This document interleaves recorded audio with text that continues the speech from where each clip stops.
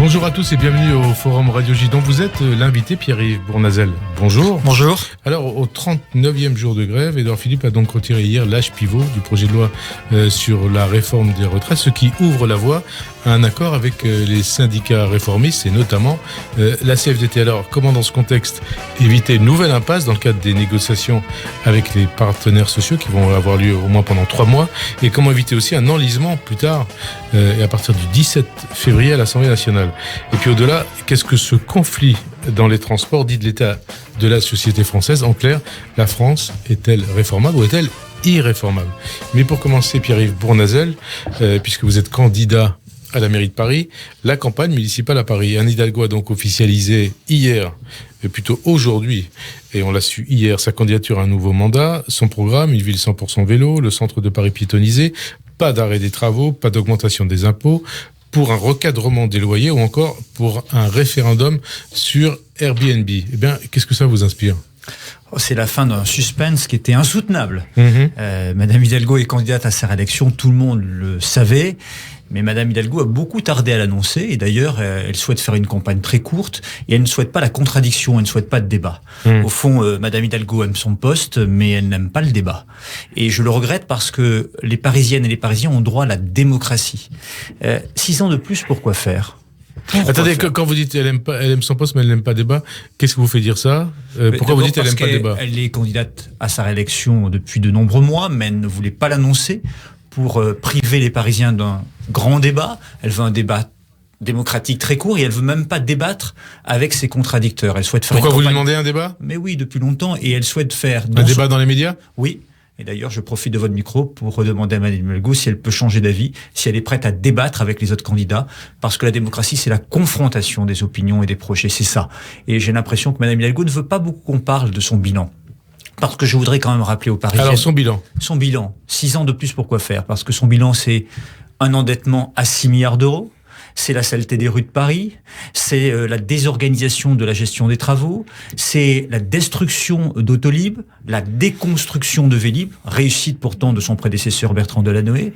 C'est aussi une gouvernance très centralisée, où elle a été en conflit en permanence avec les gouvernements de M. Hollande, les gouvernements de M. Macron, avec la région Île-de-France, avec les communes riveraines.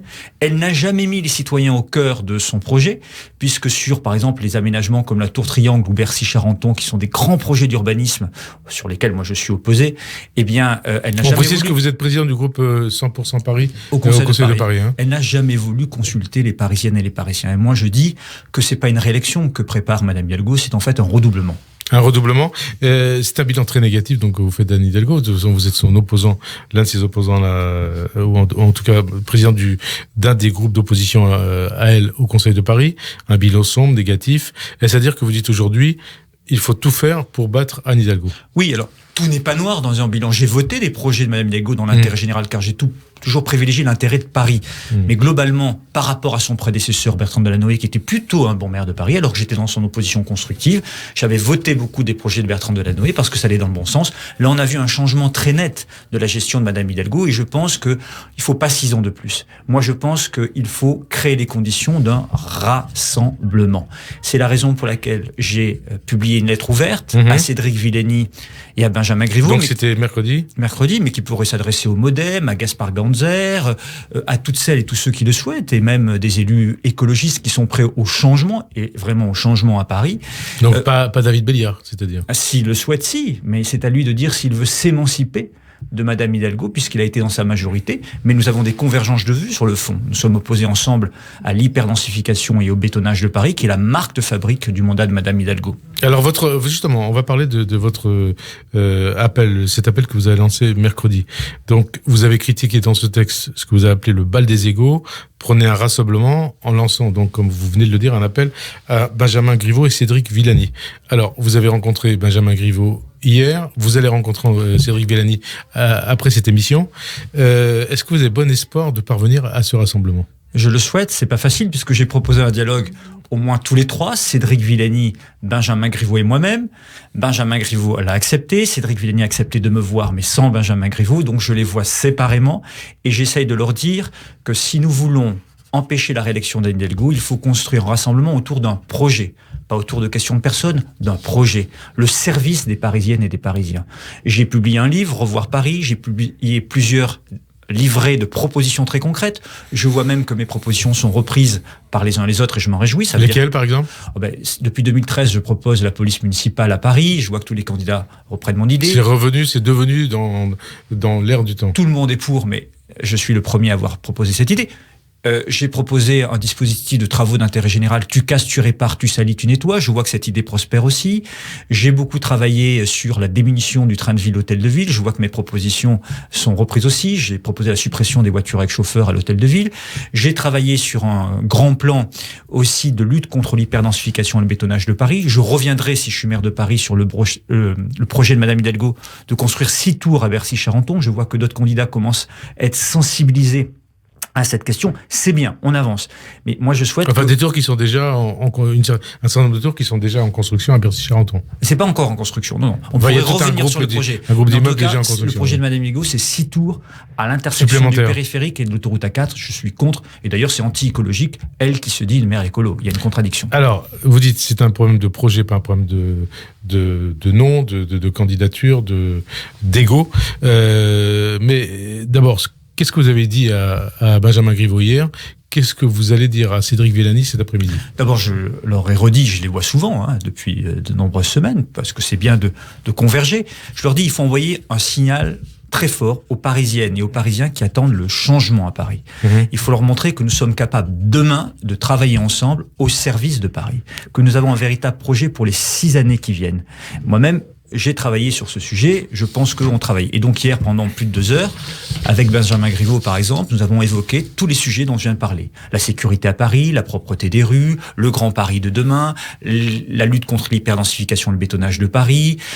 J'ai fait des propositions, je crois qu'il y est favorable aussi, par exemple, d'étendre les horaires des bibliothèques pour les ouvrir davantage le dimanche, ouvrir davantage les conservatoires de Paris, les horaires de crèche jusqu'à 19h30. On a parlé du fond. Vous êtes arrivé à un certain nombre d'accords autour de vos propositions, autour de ces propositions. Il m'a dit qu'il me répondrait dans la journée de dimanche, aujourd'hui, probablement ce soir, nous aurons une réponse écrite sur un engagement sur le projet.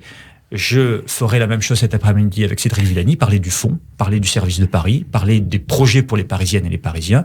Et j'espère pouvoir les réunir très rapidement. J'aimerais en début de semaine, tous les 3, pour qu'on puisse avoir une vraie plateforme de service pour Paris. Donc votre objectif, c'était au centre de cet appel que vous aviez lancé et de ce texte que vous avez publié mercredi, c'est une rencontre avec Benjamin Griveaux et Cédric Villani, et vous avez peut-être bon espoir d'y parvenir ?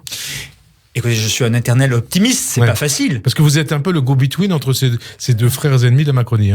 Je parle en tout cas aux 2, et plus largement à d'autres candidats ou à d'autres forces politiques, et je veux utiliser cette force, ce point de convergence, pour faire avancer l'idée du rassemblement. Parce que je pense que la réélection d'Anne Hidalgo serait néfaste pour l'intérêt de Paris. Je crois profondément que Paris a besoin de changement. J'y suis prêt, j'y suis préparé, je sais qu'on ne peut pas le faire seul, et donc il faut savoir additionner les compétences, les talents et les énergies. Le service de Paris doit primer sur toutes les ambitions personnelles. Parce que vous semblez considérer que la désunion, c'est un poison. C'est 2 trains lancés l'un contre l'autre qui font le jeu de Madame Hidalgo. Cet émiettement des candidatures permettrait sa réélection alors qu'elle serait minoritaire en voix. Tous les instituts de sondage, tous confondus, démontrent qu'une majorité de Parisiens souhaitent le changement à Paris. Tous jugent le bilan de Madame Hidalgo négatif. Et on prépare sa réélection. Il faut se réveiller. Il faut créer les conditions d'un électrochoc. Il n'y a pas de fatalité à la réélection de Madame Hidalgo. Le changement est possible à Paris, mais il ne se réussira que si un rassemblement autour d'un véritable projet pour Paris. 24 heures après cette rencontre avec Benjamin Griveaux, vous sentez que de son côté, il y a aussi cette volonté de rassemblement ?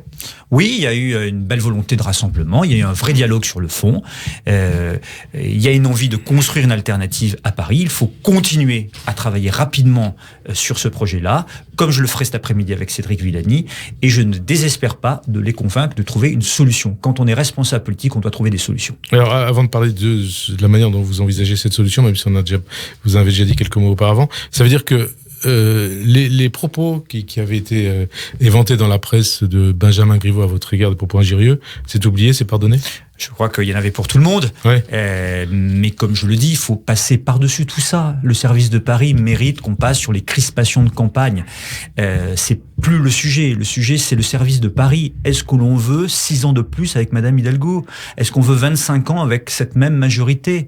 Moi, je ne le veux pas. Et comme élu de Paris et du 18e, depuis 11 ans, j'ai toujours construit une relation de confiance avec les citoyens, et je pense que beaucoup d'entre eux veulent que nous soyons à la hauteur de Paris. Alors vous dites rencontre avec Benjamin Griveaux, enfin vous avez rencontré Benjamin Griveaux, vous avez rencontré dans quelques heures Cédric Villani. Est-ce que vous allez aussi rencontrer Gaspard Ganzer? Est-ce que vous lancez aussi un appel au Modem et à d'autres? Écoutez, j'échange régulièrement aussi avec Gaspard Ganzer. C'est un homme libre. Je suis aussi un homme libre. J'ai une liberté de ton et une indépendance d'esprit. Nous discutons régulièrement ensemble, et il est le bienvenu dans cette réflexion sur un rassemblement au service de Paris, car il souhaite, comme moi, comme nous, le changement à Paris. Le Modem également. J'ai discuté avec Marielle de Sarnez, avec Maud Gattel, avec Anne Verling, qui sont des bons élus. Nous avons des convergences de fond sur le projet. Ils doivent être partie prenante de ce rassemblement.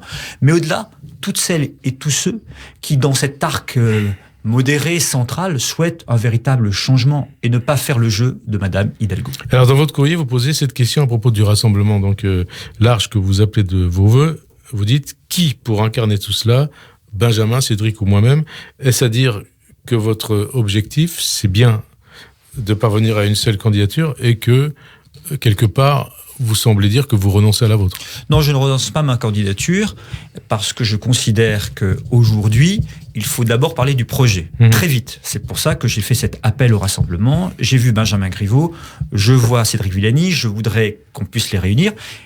Une candidature unique, c'est le processus final.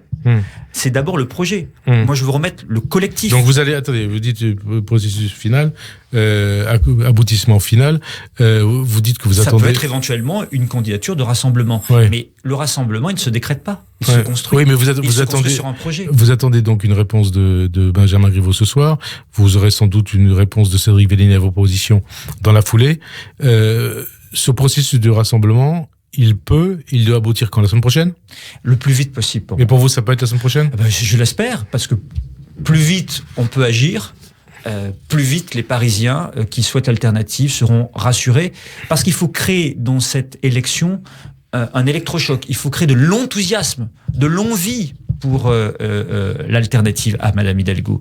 Et aujourd'hui, l'émiettement et les critiques que les candidats de l'alternative se font les uns contre les autres fait encore une fois le jeu de Madame Hidalgo. Et c'est la raison pour laquelle moi j'assume de prendre ces responsabilités, de mettre tout le monde autour d'une table et de trouver une solution. Et je pense que c'est vraiment très utile et très salutaire. Et beaucoup de Parisiens que j'ai rencontrés depuis mon appel m'en ont remercié. Et je souhaite que ces Parisiens viennent appuyer cette démarche de l'alternative à Paris. Donc cette démarche de l'alternative à Paris que vous avez lancée, c'est possible à travers cette démarche de créer une dynamique selon vous? Oui, je crois que si on arrive à créer un rassemblement autour d'un projet au service des Parisiennes et des Parisiens, amener des propositions très concrètes, financées, sérieuses, comme je l'ai pu le faire moi-même dans ma démarche de candidature, et bien qu'on se rassemble tous autour de ce projet, ça créera forcément une dynamique et ça affaiblira les chances de réélection de Madame Hidalgo. Alors vous dites, je renonce pas à ma candidature, en tout cas pour l'instant. La rumeur a dit que vous allez en tout cas renoncer à votre candidature, vous l'avez lu notamment dans Le Monde, pour conduire la liste LREM de Benjamin Griveaux dans le 18e arrondissement de Paris. Vous confirmez ou pas? Eh bien, Le Monde disait que je l'annoncerai dimanche dans un journal. Est-ce que vous avez vu aujourd'hui ou dans une émission, ça peut être aujourd'hui ici à Radio G. Ce n'est pas le cas. Je suis un homme libre, profondément indépendant. J'ai construit ma candidature sur une légitimité, celle d'un élu de Paris du 18e depuis 11 ans, qui a appris et compris des attentes des Parisiens. J'aime Paris et j'aime le monde 18e. Je ne les ai jamais quittés, car quand on aime sa ville et son arrondissement, on ne les quitte pas. C'est d'ailleurs... c'est un peu ce qu'a fait Bertrand Delanoë. Oui, mais j'ai beaucoup de respect pour Bertrand Delanoë. Dans le 18e d'ailleurs. Oui, tout à fait. J'ai beaucoup de respect pour Bertrand Delanoë. Ça a été un maire créatif, qui était très attaché à la beauté de Paris. Et dans son action municipale, je retrouve... C'est un modèle pour vous? Un modèle, en tout cas, c'est une véritable source d'inspiration, Bertrand Delanoë. J'ai un immense respect pour lui. Alors donc, la rumeur, elle est fausse ou elle va être vérifiée dans quelques jours? Dans quelques jours, je souhaite qu'il y ait un rassemblement. Je le souhaite, mais je ne sais pas. Aujourd'hui, quelle figure aura ce rassemblement, puisqu'on est dans un dialogue. Et moi, je souhaite mettre le projet. Alors, c'est peut-être surprenant, mais moi, j'ai travaillé, j'ai fait des propositions, et je souhaite que ce soit autour d'un projet qu'on construise un rassemblement. Sinon, ça n'a aucun sens. Moi, je suis candidat, j'ai une légitimité. Personne ne peut douter de cette légitimité, de m'empêcher d'aller jusqu'au bout de ma démarche, mais je suis prêt, moi, à travailler avec les autres. Je suis prêt à additionner, mais sur le projet. Donc, j'ai posé un acte fort, le premier, un acte fort pour rassembler, et j'espère que chacun sera à la hauteur de ce que j'ai fait. Si Benjamin Griveaux vous répond positivement aux questions que vous avez posées, notamment, surtout autour du projet, et si ce n'est pas le cas de Cédric Villani, est-ce que le rassemblement pourra se limiter à donc un rassemblement avec Benjamin Griveaux, avec le MoDem et éventuellement avec d'autres qui pourraient vous suivre? Je souhaite le rassemblement le plus large possible. Le plus large, donc ça veut dire éventuellement même sans Cédric Villani? Le plus large possible, oui. Donc avec Cédric Villani. Et s'il le veut parce pas? Que je pense, mais je veux le convaincre de ce rassemblement, parce que je crois que en additionnant, on donnera plus de chance à l'alternative. C'est le service de Paris qui doit primer. Mais on doit le faire sur le projet. On doit trouver des convergences sur le projet, parce qu'on voit bien que si on est sur les questions des personnes, on va pas avancer. On le voit bien, puisque j'ai une difficulté pour les mettre autour d'une même table. Mais si je parle de projet, comme je l'ai fait hier avec Benjamin Griveaux, que je vais le faire tout à l'heure avec Cédric Villani, on avance. Et peut-être que je vais réussir à convaincre, dans les heures qui viennent, à ce que tout le monde se voit et que tout le monde privilégie le service de Paris. Qu'est-ce qu'on fait pendant 6 ans pour Paris? C'est ça la clé. Moi, je suis attaché à cette ville et je ne veux pas renoncer à l'alternative. Je ne veux pas renoncer parce que je considère que la réélection de Madame Hidalgo, c'est poursuivre une politique qui est en train d'affaiblir Paris et de créer les conditions d'une mauvaise qualité de vie au quotidien pour les Parisiennes et les Parisiens. Le rassemblement le plus large possible. Vous faites partie de la majorité présidentielle, Pierre-Yves Bournazel. Est-ce que ce statut serait compatible avec un soutien à une candidature de Cédric Villani? Et je crois que Cédric Villani et Benjamin Griveaux sont dans le même mouvement politique. Mais l'un Griveaux est candidat officiel d'En Marche. Il y en a un qui est officiel, il y en a un qui est un dissident, ouais. Mais ils sont tous les deux. Mais vous pourriez soutenir un dissident ou pas? Ils sont tous les deux du même parti politique. Ouais. Et moi, je dis depuis longtemps qu'on ne construit pas une majorité nouvelle et inédite à Paris avec des partis, mais avec un projet, avec le sens de l'intérêt général. Et donc moi, j'ai construit ma démarche et ma candidature, non pas à partir d'une investiture, mais à partir d'une légitimité de terrain et d'une compétence sur les dossiers, d'une connaissance profonde de la vie des Parisiennes et des Parisiens. Et peu m'importe de savoir si l'un vient de la candidature officielle de la République En Marche, l'autre dissident, ou l'autre de la gauche ou de la droite. Ce qui m'intéresse, c'est ce qu'on peut produire pour Paris. Voilà. Et je leur demande de dépasser leurs intérêts personnels pour servir Paris. Un dialogue s'est instauré, il est positif, j'y crois. Et là, vous dites, la semaine prochaine, on peut parvenir à cet accord? Je le souhaite. Et on a l'impression que ce qui se passe avec entre vous, Cédric Villani et Benjamin Griveaux, c'est un peu ce qui s'est passé autour du projet de réforme des retraites entre Édouard Philippe et Laurent Berger. Il faut arriver à un compromis, il faut que chacun fasse un pas vers l'autre. Il faut que chacun fasse un pas vers l'autre, ça c'est une certitude. Et je suis heureux que beaucoup de Parisiens m'aient dit « Vous avez posé un acte fort en poussant au rassemblement, en travaillant sur le projet et en obligeant chacun à privilégier, je l'espère, l'intérêt de Paris au détriment des ambitions personnelles. » Donc chacun fasse un pas vers l'autre, ça veut dire un seul candidat. Aujourd'hui, Benjamin Griveaux est le premier dans les sondages est considéré comme par les Parisiens comme ayant le plus de chances de battre Anne Hidalgo, suivi par Cédric Villani. Et vous êtes à 4-5% des intentions de vote. Est-ce que ça, c'est une variable qui peut conduire Moi, je ne regarderai pas par rapport aux sondages, parce que les sondages, ça va et ça vient. Par ailleurs, c'est un scrutin par arrondissement, ce qui oblige encore à faire un rassemblement large. Il y a des très bons maires d'arrondissement qui viennent, par exemple, de LR, comme Philippe Goujon, dans le 15e arrondissement de Paris. Philippe Goujon qui appartient à votre groupe? Oui, qui appartient à mon groupe 100% Paris, parce que moi j'ai fait un rassemblement qui va de Philippe Goujon, maire du 15e arrondissement, en passant par Jean-François Lamour, qui travaille avec moi à l'organisation des Jeux Olympiques et Paralympiques de 2024, ancien ministre Jacques Chirac, à des élus qui étaient avec Bertrand Delanoë, comme monsieur Bouakaz. Vous symbolisez quelque part en même temps, macroniste. Oui, mais parce que quand on veut servir Paris, on ne regarde pas si les uns et les autres ont eu des parcours à gauche ou à droite. On leur demande qu'ils aient l'amour de Paris et une compétence pour servir les Parisiennes et les Parisiens. Alors, Alors vous êtes issu, donc on va attendre dans la journée, d'ici ce soir et éventuellement d'ici lundi ou mardi, le résultat de vos discussions, de vos peut-être négociations avec Cédric Villani et Benjamin Griveaux. Une question quand même sur la droite. Vous êtes issu de LR puisque vous avez été élu sous l'étiquette Les Républicains, député. J'étais porte-parole d'Alain Juppé, effectivement, pendant primaire. En 2017, donc proche aussi d'Édouard Philippe, quelque part. Oui, tout à fait. Donc vous avez ensuite rejoint le camp macronien au sein du parti Agir. Que vous inspire l'état de la droite à Paris et notamment la stratégie de campagne et le début de campagne de Rachida Dati? Écoutez, moi je respecte la famille LR qui n'est plus la mienne parce que nous avions un désaccord profond de l'avenir de la société française. Moi, je suis issu d'une droite ouverte, humaniste, très pro-européenne. J'étais porte-parole, par exemple, d'Alain Juppé pendant la campagne des primaires. Effectivement, j'ai beaucoup travaillé et tissé une relation de confiance à l'époque avec Édouard Philippe, qui était dans cette même équipe. Je n'ai pas aimé la dérive identitaire. Je n'ai pas aimé la logique, au fond, de ce qu'on a appelé la droite Wauquiez, qui ne correspond pas à ma vision de la société. Je la respecte, mais ce n'est pas la mienne. Et donc, j'en ai tiré les conséquences. Et le Jacob, c'est pareil?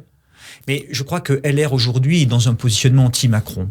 Bon, moi je vote les bonnes réformes du gouvernement. Et quand je pense qu'elles sont pas bonnes, je ne les vote pas. Je suis libre. Et je suis un député indépendant. Mais je souhaite d'abord faire avancer mon pays et les bonnes réformes. Alors, Rachida Dati? Rachida Dati est la candidate d'un parti, celui de LR. Et moi, je ne souhaite pas mettre la démarche de l'alternative dans les mains des partis, mais plutôt autour d'un projet. Je respecte Rachida Dati, mais sa démarche ne correspond pas à ce que je crois. Comme elle respecte tout le monde, d'ailleurs. Comment ? Comme elle respecte tout le monde, Rachida Dati. Ah bah écoutez, ça, chacun appréciera. Moi, je ne suis pas là pour créer des conflits, des divisions. Je suis là pour construire une alternative à Madame Hidalgo. Et je ne ferai rien pour ma part pour réassurer sa réélection. Car j'ai cru comprendre à la lecture de certains journaux que certains penseurs, stratèges importants du parti LR préféraient la réélection de Madame Hidalgo au changement d'un maire qui serait proche plus ou moins d'Emmanuel Macron. Et justement, vous croyez qu'il peut y avoir justement cet axe Hidalgo-Dati contre le candidat de rassemblement que vous appelez de vos voeux? Je ne le souhaite pas parce que je pense qu'en tout cas les électeurs LR souhaitent eux le changement et ne souhaitent pas la réélection de Madame Hidalgo. Et donc, je souhaite que ces électeurs puissent converger vers le rassemblement. Alors, Pierre-Yves Bournazel, l'actualité de ce dimanche, c'est donc le retrait de l'âge pivot du projet de loi sur la réforme des retraites, donc annoncé hier par le Premier ministre Édouard Philippe. C'est un recul du gouvernement? C'est une défaite pour Édouard Philippe? C'est une question que je vous pose, un tournant dans le mouvement contre la réforme où est le début de la fin du conflit? Non. Je crois que c'est une bonne action du Premier ministre. Je salue d'ailleurs sa démarche. Je crois profondément, pour ma part, au dialogue social, parce que notre pays est trop conflictuel. Dès qu'on veut faire une réforme, on bloque le pays. Je crois que c'est pas comme cela qu'on doit concevoir une démocratie. Il peut y avoir des contradictions, il peut y avoir des oppositions, mais il faut parler. Pierre Mendès France disait que la démocratie, c'était d'abord un état d'esprit. Pour moi, le premier état d'esprit d'une démocratie, c'est le dialogue. Et donc, je suis heureux que le Premier ministre permette ce dialogue avec des syndicats réformistes, profondément respectables, qui ont beaucoup d'idées. Je pense à la CFDT, mais je pense également à l'UNSA. Et moi, j'ai toujours dit, depuis le début de cette réforme, que c'était autour de la table, avec les syndicats, qu'on devait trouver des solutions. Il faut que notre pays se réforme, il faut qu'on réforme les retraites, on en a besoin, mais il faut qu'on tienne compte aussi d'un certain nombre d'idées. Moi-même, depuis de nombreux mois, je dis qu'il faut tenir compte de la pénibilité des tâches, qu'il faut tenir compte de l'indépendance d'un certain nombre de métiers. Je pense au régime autonome des avocats, je pense notamment aux infirmières, certaines professions de santé, libérales, voilà, etc. C'est très important. Et je pense aussi qu'il est vraiment très très important que autour de la table, on sorte rapidement par le haut pour montrer que notre pays peut avancer, peut se réformer, mais dans la justice. Est-ce que c'est une victoire pour le gouvernement ou pour la CFDT? Je vous repose la question. Je crois que si on trouve vraiment l'accord jusqu'au bout, ça sera une victoire pour les Français. Parce que beaucoup de Français, et singulièrement des Parisiens et des Franciliens, en ont marre. Parce que c'est la galère pour eux, c'est une gêne dans leur vie quotidienne. Bon, et pour l'économie. Donc je pense qu'on peut quand même avancer dans notre pays, dans le respect des uns et des autres, pour faire des réformes, et des réformes qui correspondent à l'intérêt général et qu'on tienne compte des demandes aussi d'un certain nombre de syndicats qui veulent qu'il y ait des réformes. Évidemment, ceux qui veulent que rien ne bouge et que rien ne change, ceux-là, on les convaincra jamais. c'est leur droit, je les respecte, mais on ne va pas attendre, par exemple, que la CGT ou Force ouvrière veuille faire avancer des réformes, puisque eux, ils veulent le statu quo. C'est respectable, mais ils n'ont pas du tout l'intention, c'est retrait ou rien. Ou rien. Bon. Alors, retrait ou rien, mais la grève continue, puisque un certain nombre de cheminots, on est entre 6 et 7% des cheminots font grève, notamment la RATP, donc qui paralyse une partie des transports à Paris en Ile-de-France. Vous êtes élu parisien. Certains disent, et d'ailleurs c'est l'une des analyses de Benjamin Griveaux, qu'il faudrait peut-être augmenter le nombre de lignes automatiques. Il y en a 2 aujourd'hui. Tout à fait. J'ai fait cette proposition déjà depuis longtemps, et c'est vrai qu'il faut qu'on avance sur l'investissement en matière d'automatisation des lignes de métro. A priori, d'après mes informations, vous me direz si c'est vrai ou pas, l'automatisation d'une ligne de la RATP coûte entre 500 millions et 1 milliard d'euros. C'est un investissement effectivement très lourd. La 1 et la 14 sont automatisées, bientôt la 4. On est en train d'avancer. Et alors, est-ce qu'il est vrai que ça prend 18 mois au minimum pour automatiser une ligne, ou est-ce que c'est beaucoup plus lent que ça? D'abord, c'est les experts qui auraient à le dire. Ce que je sais, c'est que c'est un investissement financier important, mais c'est d'intérêt général. Et demain, dans la prochaine mandature, ce que je souhaite entre 2020 et 2026, c'est que le prochain maire de Paris, son équipe municipale, puisse construire avec la RATP et Île-de-France Mobilité, la région Île-de-France, un vrai plan d'intérêt général pour automatiser davantage de lignes. Combien? Il en faudrait combien en plus? C'est un dialogue. Donc, si je commence à dire il faut telle chose, on va dire non, c'est trop. On a dit 2 à 3, 4 lignes. En tout cas, le plus possible sur la prochaine mandature, puis ensuite la suivante, etc. D'après vous, sur une mandature, on peut automatiser combien de lignes? Je pense qu'on peut en automatiser 2 supplémentaires minimum. 2 supplémentaires minimum. Alors, sur la suite sur l'évolution de ce conflit, le compromis auquel on pourrait intervenir, Laurent Berger indique dans le JDD aujourd'hui que le travail commence. Le Premier ministre parle d'un retrait provisoire de l'âge pivot. Est-ce que la logique, ce ne serait pas un retrait, ce retrait soit définitif?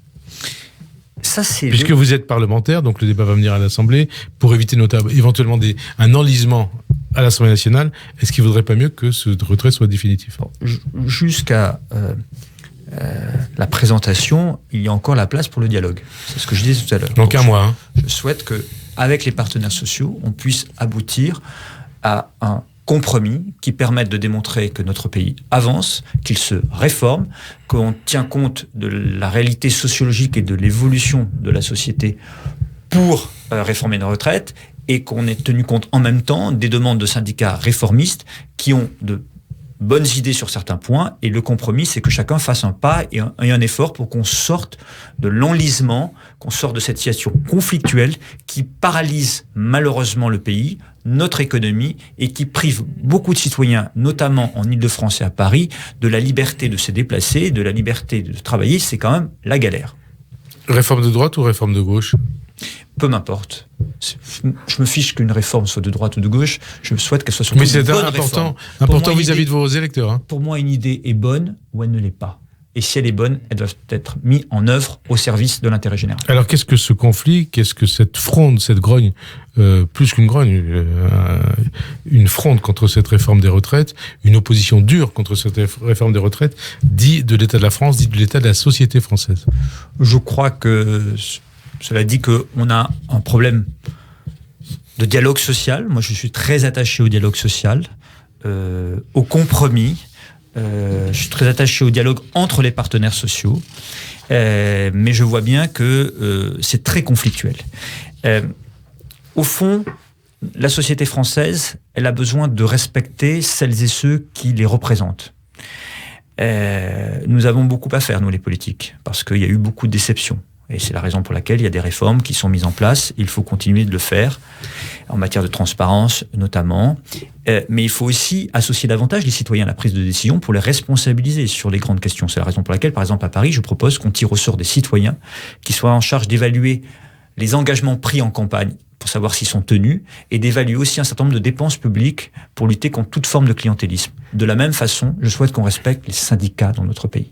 Les syndicats patronaux, les syndicats de salariés, parce que c'est ce dialogue social qui peut nourrir... Ce n'est pas le cas aujourd'hui. Mais malheureusement, on voit bien que c'est le conflit, et que c'est dans la rue que les choses se passent. Moi, je crois que la démocratie doit s'exprimer dans la rue, bien sûr, je suis attaché au droit de grève, à la liberté. Mais est-ce que c'est la rue qui doit imposer la loi ? Non, c'est pas la rue qui impose la loi. Moi, je suis plutôt pour que ça se passe dans le cadre d'un dialogue au sein des instances avec les partenaires sociaux, et il y a la loi sinon qui est là, mais la loi elle est votée par les représentants du peuple, qui doivent entendre, bien sûr, légitimement, les revendications des citoyens, la pluralité, la diversité des expressions, mais à un moment, l'expression de la volonté générale, c'est aussi de prendre des décisions. C'est à ces conditions que la France serait réformable ? Oui, je crois qu'il n'y a pas de fatalité. D'autres pays le font bien autour de nous.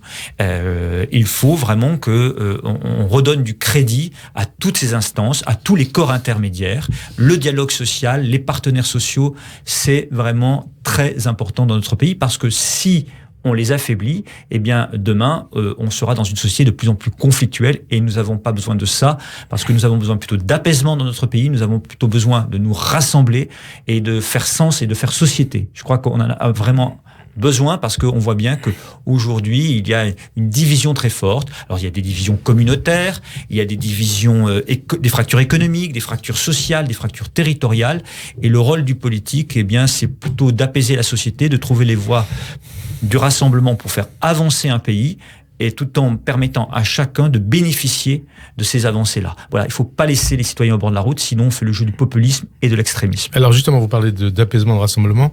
La recherche de l'apaisement, du rassemblement, c'est ce à quoi on a assisté il y a tout juste 5 ans, le 11 janvier 2015, après les massacres islamistes et antisémites de Charlie Hebdo et de l'Hypercacher.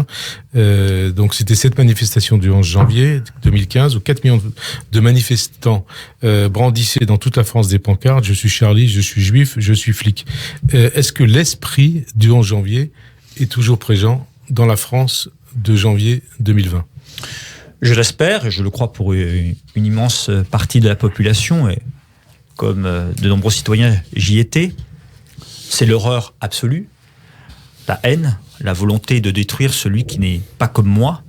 Cette radicalisation est un danger, et reste un danger pour notre société. Et il faut lutter. Il faut lutter contre le terrorisme à l'échelle internationale. C'est la politique aussi du renseignement. C'est la politique aussi de la sécurité en Europe et sur notre territoire. Et puis c'est aussi de lutter contre les phénomènes de radicalisation et d'empêcher celles et ceux qui prônent la haine de pouvoir prospérer, notamment auprès de notre jeunesse. Et il y a des réponses à amener en matière d'éducation, en matière de culture. C'est ce que je disais tout à l'heure, faire société. Et là, on voit bien qu'il y a un enjeu fondamental. Cette haine, elle existe encore. Elle se traduit par la barbarie, par des actes de terrorisme, mais il ne faut pas laisser prospérer aussi des actes de haine qui se banalisent dans la société. Vous pensez à quoi ? Vous pensez à qui ? Écoutez, quand il y a eu les Gilets jaunes, il y a eu des manifestations, je respecte profondément celles et ceux qui ont des revendications sur le pouvoir d'achat, et souvent même il y a des propositions qui sont tout à fait légitimes. Mais à côté de ça, il y a des extrémistes qui se sont greffés sur ces manifestations pour casser, pour salir la République. On a détruit des symboles on a tenté en tout cas de détruire les symboles de la République comme l'Arc de Triomphe. On s'est attaqué à des commerces, on s'est même attaqué à des immeubles. Bon. Et puis on a entendu des propos, par exemple, antisémites dans les rues de Paris. Ou homophobes, hein. Homophobes, antisémites. Racistes. La haine de l'autre, de celui qui n'est pas moi. L'antisémitisme, comme le racisme, comme l'homophobie, comme toute forme de discrimination, est un poison. Et nous avons un vrai travail à faire, parce qu'aujourd'hui, on est en train de déconstruire les fondamentaux de notre démocratie, c'est-à-dire de protéger chaque citoyen pour ce qu'il est. Mais justement, l'esprit Charlie, c'était l'inverse de tout ça. Comment vous expliquez 5 ans après, eh bien, certains aient oublié cet esprit Charlie, ce « je suis Charlie » du 11 janvier 2015 ? Parce qu'il y a un phénomène de société où il y a multiples fractures, et que c'est en répondant à ces fractures aussi qu'on va pouvoir refaire société, et dans une démocratie, au fond, de redonner du sens à l'action publique et de dire pourquoi on vit ensemble. Quel est notre objectif ? Et je pense qu'on a vraiment besoin de cela pour ne pas laisser prospérer justement cette radicalisation qui sème la haine et la barbarie que nous devons combattre partout et tout le temps. L'antisémitisme est toujours présent ? Peut-être plus que jamais, 5 ans après, sur le territoire national. L'antisémitisme est malheureusement présent. Et sur les réseaux sociaux. Hein. Dans les actes et dans les paroles. dans les actes et dans les paroles. Et justement, je vous cite cette parole. Si Jean-Michel Blanquer avait dit pas de kippa en sortie scolaire, il ne serait plus ministre. Cette déclaration, c'est une déclaration de Raquel Garrido, prononcée jeudi dernier dans l'émission Touche pas à mon poste de Cyril Hanouna. Une déclaration qui a ouvert une polémique. Hanouna considérant que ces propos de cet ex-porte-parole de Jean-Luc Mélenchon, c'est de l'antisémitisme. Et vous, qu'est-ce que vous en pensez ? Vous avez vu des juifs de France faire du prosélytisme ? Vous les avez vus poser un problème dans la République ? Ils sont plutôt victimes de l'antisémitisme, de la haine, parler des propos, mais des actes antisémites. Et moi, je souhaite qu'on soit plutôt solidaire des Juifs de France, qui ont un comportement responsable dans la République, respectueux de la laïcité, des valeurs de la République, et qui sont en danger. Et beaucoup de Juifs de France, aujourd'hui, ont quitté un certain nombre de quartiers. Il faut en parler, il y a des Voire raisons. ont quitté la France. Hein. Voire ont quitté la France. Le danger de notre société, c'est la radicalisation. Et c'est celles et ceux qui dévoient une religion comme l'islam. Et qui s'attaquent aussi à des musulmans d'ailleurs. Et là, cette radicalisation islamique qui est un projet politique, c'est ça le danger. Et donc, il ne faut pas tout mélanger. Et vous dites, comme Hanouna, ces propos de Raquel Garrido sont des propos antisémites, sont-ils une marque d'antisémitisme ? Je ne sonde pas les âmes, ni de Mme Garrido, ni des autres. Mais comment vous expliquez cette sortie de Raquel Garrido ? Je dis que c'est incontestablement inacceptable. Je dis simplement que c'est un mélange des genres, que c'est démontrer que les Juifs sont ciblés là, alors que les Juifs dans la République française ne posent jamais aucun problème, qu'ils sont respectueux de toutes les valeurs de la démocratie et que ils sont au contraire attaqués souvent parce que juifs et que le devoir de la République c'est de les protéger. Et quand on a l'occasion de prendre la parole en public, eh bien il vaut mieux défendre la sécurité et la protection des Juifs de France sur notre territoire plutôt que de les montrer du doigt. Ce climat-là n'est pas bon, il est nauséabond et je me battrai toujours pour protéger cette liberté d'être ce que l'on est. Au centre de votre engagement politique, Pierre-Yves Bournazel, c'est le combat contre le Front National devenu Rassemblement National. Tout à fait. Dans 2 ans et demi, un peu plus de 2 ans, l'élection présidentielle de 2022, est-ce que vous considérez que Marine Le Pen peut être élue aujourd'hui, enfin demain, en 2022, présidente de la République ? Est-ce que c'est un danger ? Je ne suis pas Madame Soleil, je n'en sais rien, mais je crois que cette hypothèse peut exister parce qu'on voit partout en Europe et dans le monde, et singulièrement en France, monter cette vague populiste, nationaliste. Le nationalisme, c'est la haine des autres. C'est la volonté de chercher un ennemi à l'intérieur et à l'extérieur. C'est toujours les mêmes recettes. Cela n'a pas changé. Et le nationalisme est un danger. C'est le contraire du patriotisme, c'est-à-dire de la C'est Mitterrand qui disait, je crois, le nationalisme, c'est la guerre aussi. Hein. Oui, tout à fait. Dans son dernier discours au Parlement européen, le nationalisme, c'est la guerre. Il nous mettait... il voulait éveiller nos consciences sur le retour des nationalismes. Et il avait bien raison. Moi, je crois plutôt à l'idée que pour vivre ensemble, pour faire société, il faut aimer son pays, bien sûr, il faut servir son pays, mais on ne trie pas entre les citoyens en fonction de leur origine, de leurs conditions sociales, de leur génération, de ce qu'ils sont profondément. Et le nationalisme amènera toujours le repli sur soi et amènera toujours le danger et le risque de la guerre. Et donc, danger ou pas Marine Le Pen en 2022 ? Danger absolu. Absolu. Et donc, qu'est-ce qu'il faut faire pour l'empêcher, ce danger ? Eh bien, il faut réussir les réformes et chercher à rassembler les Français autour d'un véritable projet qui fasse sens et qu'on soit fier de notre pays, la France, et qu'on défende profondément les valeurs de la République et que chacun, quel que soit son quartier, son origine, sa condition sociale, sa religion, ses convictions philosophiques, personnelles ou politiques, se sente fier d'être français et ne cède pas aux sirènes de la haine. Merci en tout cas à Pierre-Yves Bournazel d'avoir répondu à notre invitation. Bonne fin d'après-midi sur Radio J et à dimanche prochain. Merci.